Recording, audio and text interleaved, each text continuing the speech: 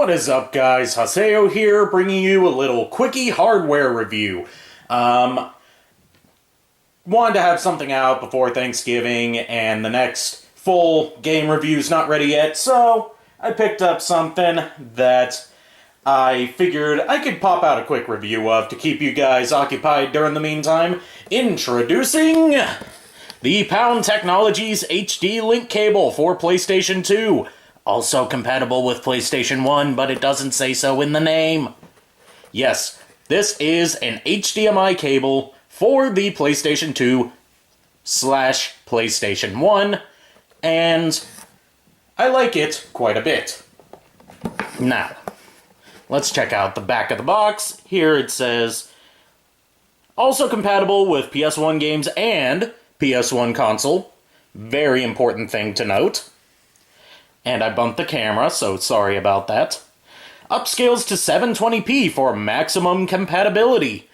We're going to get into that, where that causes some problems, why I'm only covering PS1 footage here instead of covering PS2 games as well. And uses high-definition RGB signal. This, right here, this was the selling point for me. A lot of these, you could get like one of those cheapo PS2 to HDMI converter things on Amazon, but those just take the composite signal and convert it to an HDMI output. So you're gonna get shit video signal. But this uses RGB, which is really good video quality. Or so they advertise. Let's see what comes in the box. I've already opened the box and taken things out. So, inside the package you get instructions. Let me get it all in frame. Instructions. Very quick. These are instructions specifically for how to set it up with PlayStation 2, because PlayStation 2 has multiple video output options. You also get the device itself. As you can see, it's plug and play. No modding necessary, thankfully. And since it has this adapter on the end of it, standard PlayStation 1, 2, and 3 plug. Not sure if it would work with a Dreamcast or not, but they do have their own Dreamcast cable that has some quirks I'll cover in a video about it. You also get a fairly lengthy HDMI cable. And lastly, you get micro USB cable, because this requires power. You do not get a power adapter, but most modern TVs will have a USB port in them, and luckily mine did as well, and it was able to provide enough juice in order to power this device. So, few things to note before we cut to the gameplay footage. First of all, if you're using this with the PlayStation 2, it cannot use any higher resolution video modes. None at all. Not one. Let me get something on there for you to look at. There you go. That means no 720p, no 1080p, no 480p. You're stuck with 480i. This is because, since it's also compatible with the PS1, they sacrificed the higher resolution modes of the PS2 to get something that's compatible with both consoles. Now, if you're looking to use this for PS2 stuff, this may be a deal breaker for you. But if you're looking for a way to play PS1 games on original hardware on a modern TV, this might be the product that you're looking for. But, of course, we need to look at the difference in image quality that you'll be getting with it, because when you're using a different kind of output, you're going to get a slightly different picture. So, I have recorded 3 games to test this out with. The first one is Mega Man X4, so we can see how it works with pixel-based games. Entirely sprite-based games. because those tend to have very vibrant color palettes, something that could definitely do a good job at showing off how it affects the color balance. Second is Ape Escape, because that's an entirely 3D game, so we could see how it works with 3D models. And third is Brave Fencer Musashi, because that is a game that has a lot of text in it. Every bit of dialogue is subtitled. So text is something that if you're using composites or any kind of composite to HDMI converter thing, tends to get garbled a bit when you're using it on a modern display. So let's see how it handles text on there, I figured. So, without further ado, let's go straight to the footage.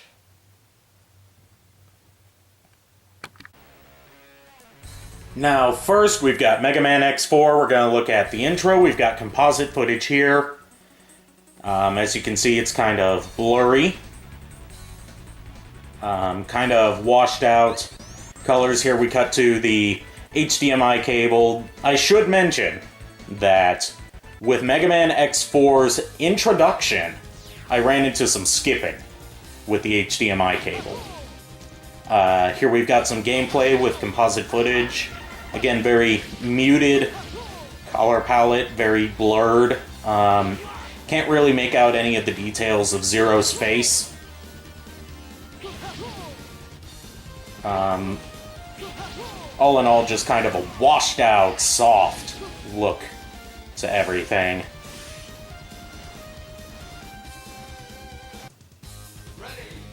And here we cut to the RGB HDMI footage, and you get a much more vibrant color palette.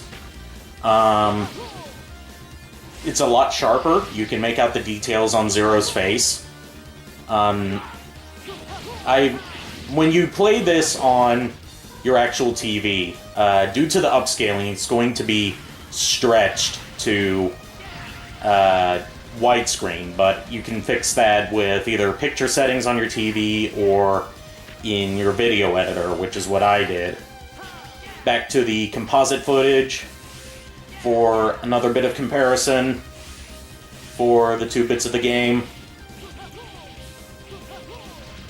Really keep an eye on the reds here, because red is a color that really sticks out a lot in this game, especially when you're playing as Zero. And the HD link cable really accentuates those reds a lot more than the composite footage does.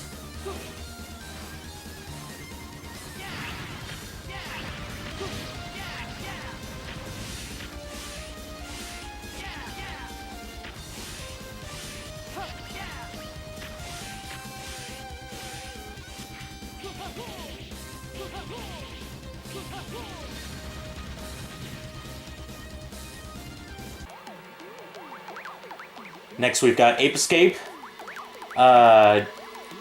Composite footage here. Once again, much softer look. Here we cut to the HDMI cable. And you get much sharper image here. And I noticed a bit of like patchiness on some of the pants legs for the monkeys. Back to the composite footage.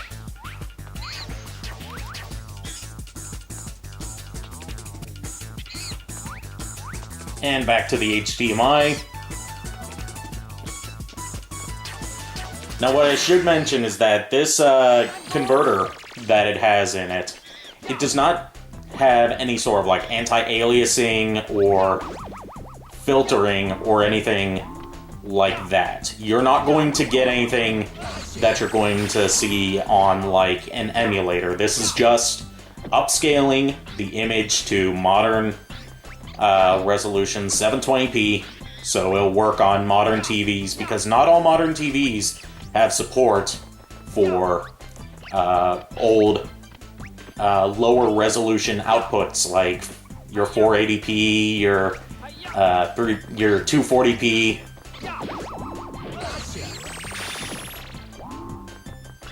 And while your best alternative is still going to be a FrameMeister, This is a much cheaper alternative. And I'll get to that in the end. Along with where you can get this at if it interests you. Yes!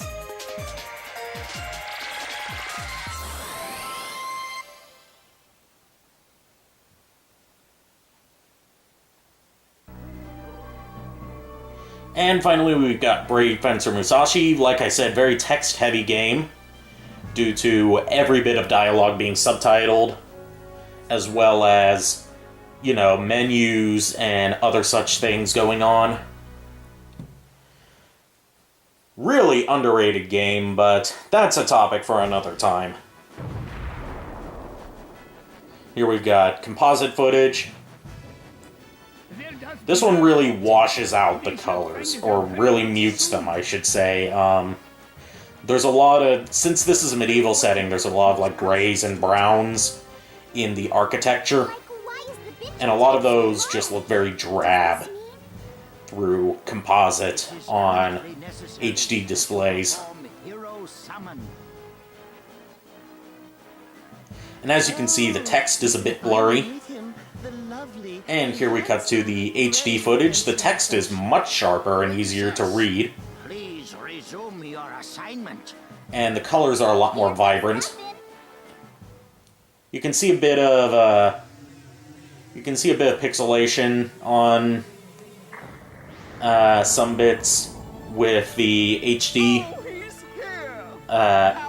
link than you would with a composite. He's rather small. This will not do. But for your RPGs, I could see this being something that could be worth looking into, just for, you know, since those are always so text-heavy, this makes it much easier to make out the text. No, we haven't. Then maybe the real Musashi is this puny little thing. What the? Who did you say was puny? And why are you guys wearing such stupid costumes? Stupid costumes? Take that back, you little turd. The white balance is also a bit different on the composite footage. The white comes out as more of like the white text box, I'm seeing it as more of like an off-white or gray. Or at least on my monitor, I'm seeing it like that. But in the HD link footage, it's pure white. You're not serious, are you? It's too much of a chore for this little lad. And here's a section of the game that I feel shows Where off is this place? some of the lighting techniques that are shown in Brave Fencer Musashi quite well, Above. to compare Whatever. how the composite handles it versus how the HD link handles it. You get a much brighter picture. Where is this place? When the guardian flame is blanketed with darkness, And it really brings out like the orange and red hues from the flickering flame that lights the whole room.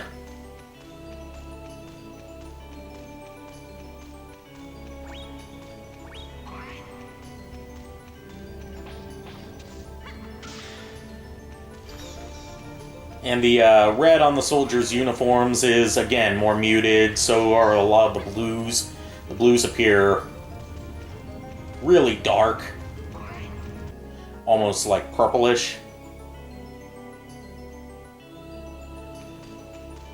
And here we've got the HD footage.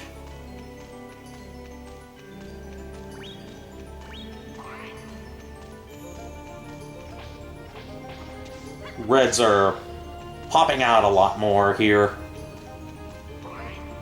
And the blues are more deep.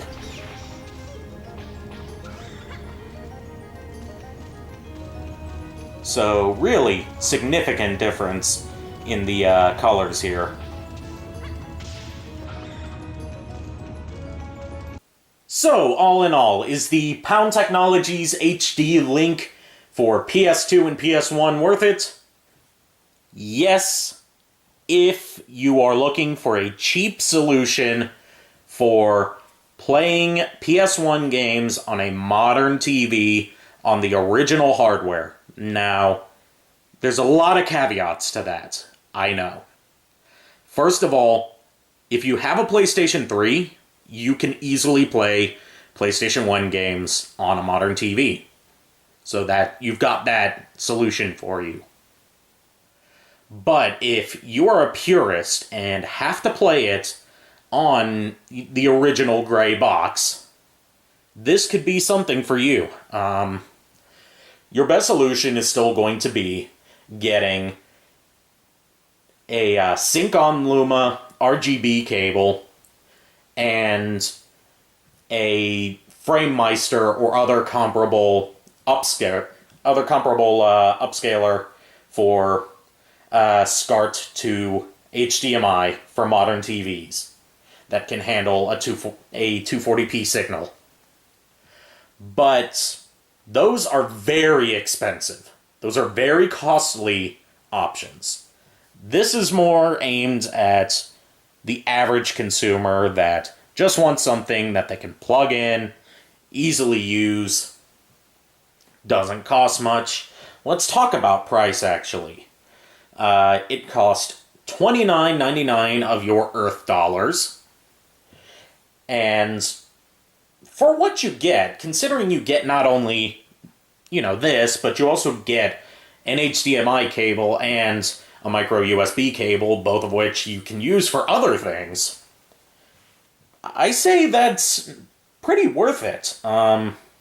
Especially compared to the other products that Pound Technologies offers. I do have to say, I think they're marketing this the wrong way. They are advertising it, bring the box back, as an HD link cable for PlayStation 2.